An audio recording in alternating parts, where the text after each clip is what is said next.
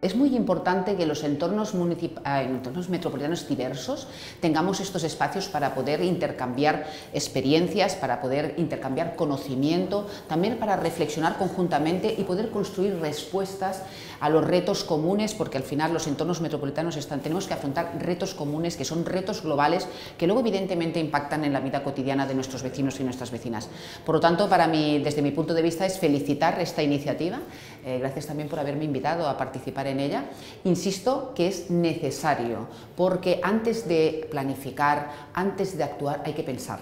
Y hay que pensar conjuntamente, y hay que posicionarse conjuntamente. Por lo tanto, es absolutamente imprescindible, que yo siempre digo trascendente y trascendental, construir conjuntamente, reflexionar conjuntamente y construir, conceptualizar, también generar terminología, porque al final no existe aquello que no se puede nombrar, ¿no?